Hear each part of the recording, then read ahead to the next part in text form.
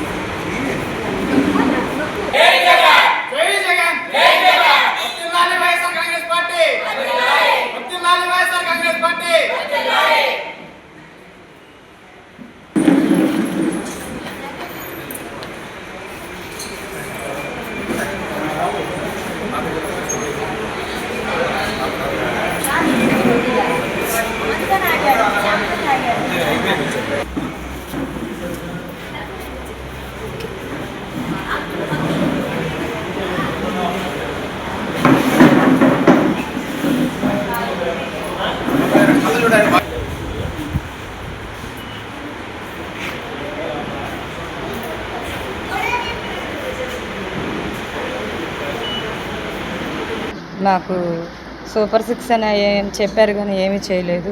మా వీధులు బాగోవండి. మనిషికి ఏదైనా ప్రమాదం జరిగినా, మనిషి చనిపోయినా మేము చేతుల మీద తెచ్చుకోవాలి కానీ మాకు ఎటువంటి సౌకర్యాలు చేయలేదు. రోడ్లు వేయలేదు, కరెంట్ లేదు, కొండల పేద, మెట్లు లేవు. చాలా ప్రమాదం. వర్షం వస్తే చాలా ఇబ్బంది. ఇప్పుడు మధ్యకాలంలో నీళ్లు లేక చాలా సంవత్సరాల నుంచి నీళ్లు లేవు.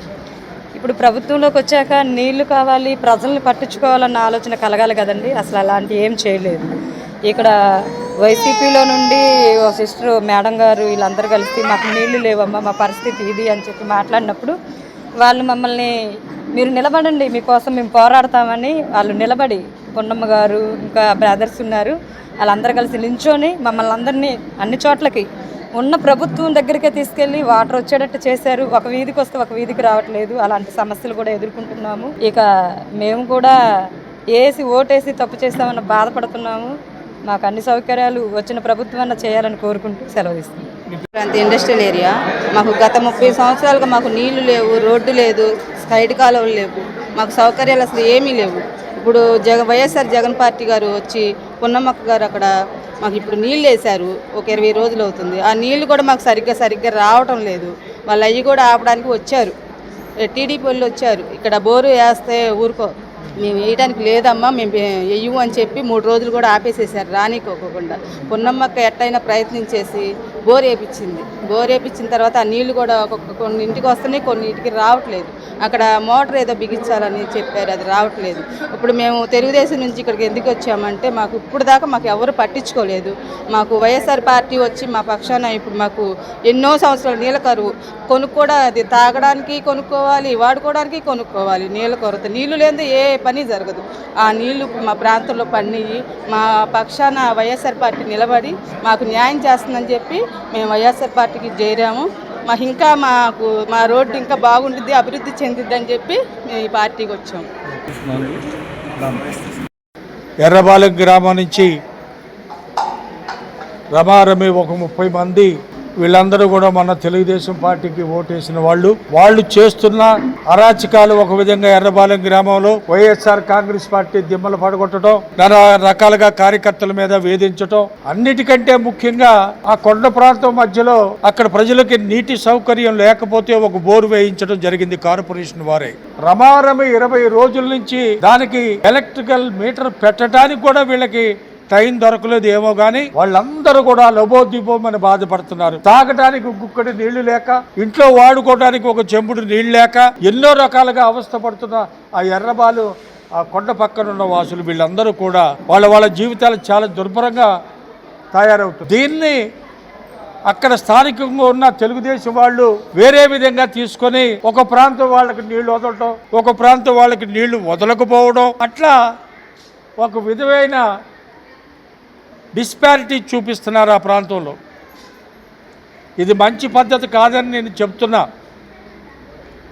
ఎవరైనా మనుషులే, ఒకసారి ప్రభుత్వంలో ఎక్కిన తర్వాత ఏ వ్యక్తి అయినా ప్రజలు అందరి కోసం ఆలోచించాలి, అందరి కోసం పని చేయాలి.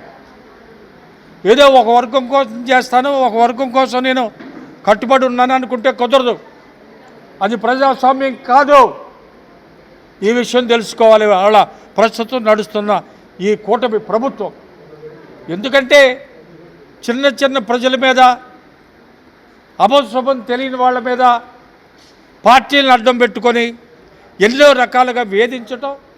కనీసం నీళ్ళ దగ్గర కూడా రాజకీయాలు ఏంటంటే తాగే నీళ్ళకి ఇవన్నీ పక్కన పెట్టి ఒక పద్ధతి ప్రకారంగా నడుచుకోమని వాళ్ళకి హితవు చెప్తూ, అట్లాగే కమిషనర్ గారిని కూడా వేడుకుంటున్నాం.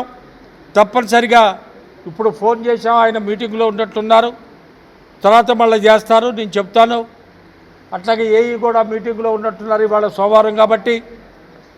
తప్పనిసరిగా అక్కడున్న మంచినీటి అసౌకర్యాన్ని కూడా దాన్ని సరిదిద్దే ప్రయత్నం చేస్తామని తెలియజేస్తున్నాను. ఇప్పుడు ఈ సందర్భంగా అక్కడ ఎర్రబాలెం గ్రామ పార్టీ ప్రెసిడెంటు శివ మరియు బడేమియా, అక్కడ ఉన్న మహిళా సభ్యురాలు మాకు అత్యంత దగ్గర మహిళా విభాగం ఉన్నమ్మ, వీళ్ళందరి సహాయ సహకారాలతో అక్కడ వాళ్ళ కష్టాలను కడతీర్చే ప్రయత్నం చేస్తున్నారు.